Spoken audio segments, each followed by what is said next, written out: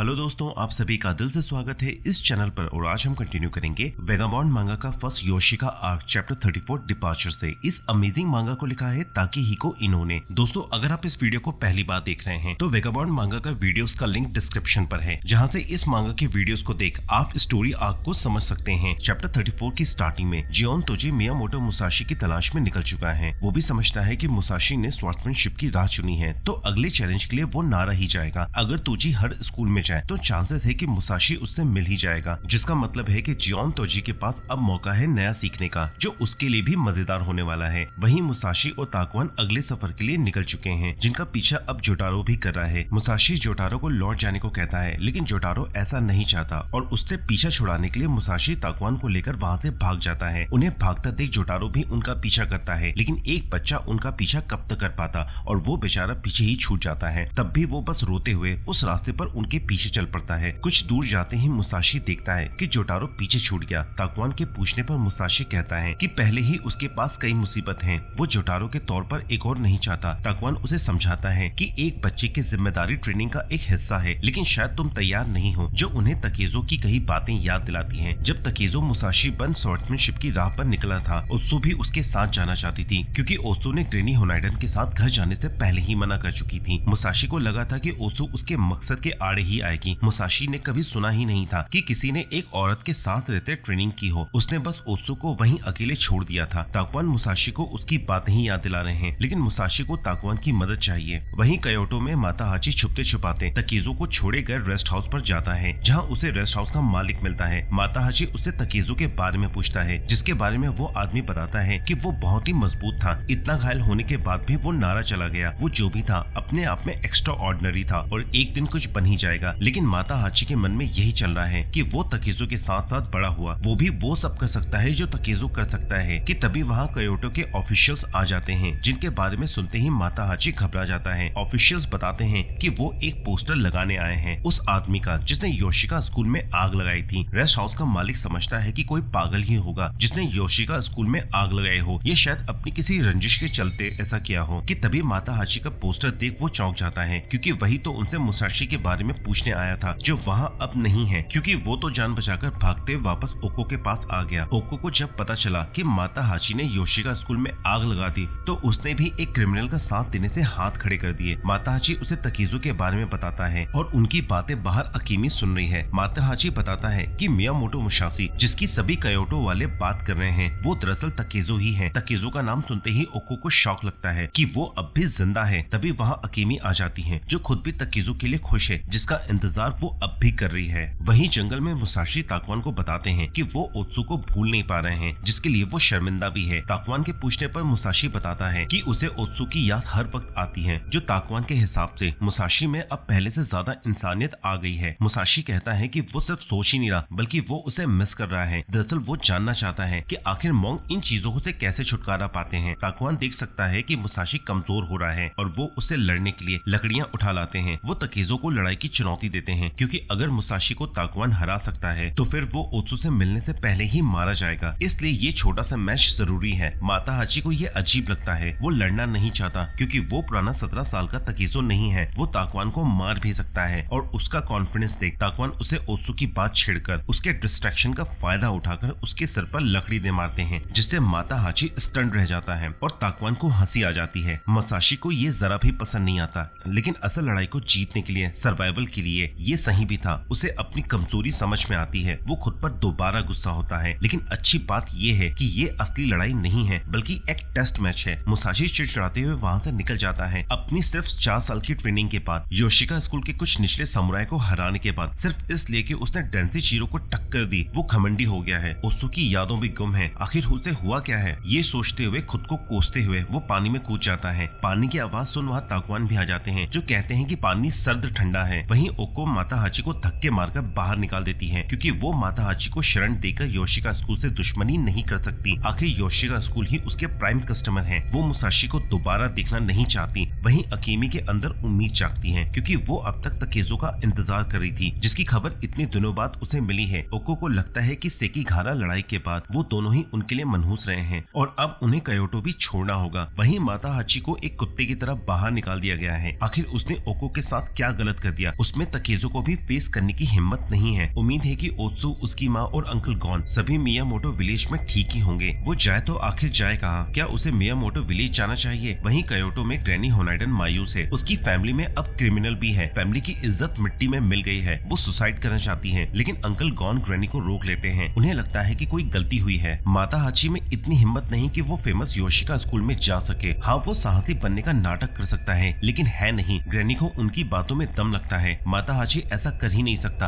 Uncle gone फिर कहते हैं वो सस्पेक्ट है। आखिर जिस आदमी ने अकेले ही योशिका स्कूल को चैलेंज किया, वो सस्पेक्ट क्यों नहीं है? उस आदमी का नाम मियामोटो मुसाशी था। मियामोटो मुसाशी का नाम सुन वो ये सोचते हैं कि मियामोटो का मुसाशी आखिर कौन हो सकता है? वो तकेजो ही होगा। ग्रैनी की आंखों में फिर खून उतर आता है। वहीं जंगल में पानी से निकलकर मुसाशी आग सेक रहा होता है। ताकुआन समझाते हैं कि ओत्सु ना होते हुए भी मुसाशी को डिस्ट्रैक्ट कर रही है। इससे अच्छा तो वो मुसाशी के साथ ही रहती। वो जितना उससे दूर भाग रहा है, उसका मन उतना ही भरा है। अगर किसी का मन भरा है तो फिर उसकी स्वॉर्ड में भी दम नहीं होगा और वो मारा भी जा सकता है। सिर्फ ओत्सु के नाम सुनते ही वो फ्रीज हो गया था। वो मुसाशी पर पत्थर उछालते हैं, जिसे मुसाशी झटक देता है। वो फिर कहते हैं तुम सब कुछ अपने अंदर लेकर चल रहे हो। एक पत्ती के बारे में ही सोचोगे तो जंगल देख नहीं पाओगे। किसी एक चीज में खोने के बजाय सभी चीजों को देखो एफर्टलेसली, तब तुम उसकी सही खूबसूरती देख पाओगे। मुसाशी भी जानना चाहता है कि आखिर किसी को एफर्टलेसली कैसे देखा जा सकता है। ताकुआन फिर उनसे पूछते हैं कि क्या तुम ओत्सु के बारे में जानना नहीं चाहते? लेकिन मुसाशी उसे माता हाची की फियांसे कहता है, जिसे माता हाची ने छोड़ दिया। कहानी खत्म। ताकुआन बताते हैं कि ओत्सु याग्यू क्लान के साथ है। वो याग्यू जिसके बारे में मुसाशी ने भी सुना है। ताकुआन उसे समझाते हैं कि आदमी हो या औरत, कोई भी अपनी फीलिंग्स को इग्नोर नहीं कर सकता। हम जितना किसी चीज से दूर भागते हैं, उतना ही उसे खुद के करीब लाते हैं। और यहाँ पर ये वीडियो खत्म होती है। दोस्तों, हमने चैप्टर 33 और 35 कवर किया है। अगली वीडियो से नया आर्क होजाइन आर्क शुरू होगा। दोस्तों, ये वीडियो आपको कैसी लगी मुझे कमेंट सेक्शन में बताएं। अगर वीडियो पसंद आए तो लाइक करें, चैनल पर नए हैं तो चैनल को सब्सक्राइब करें। मिलते हैं अगली वीडियो में, तब तक के लिए गुड बाय।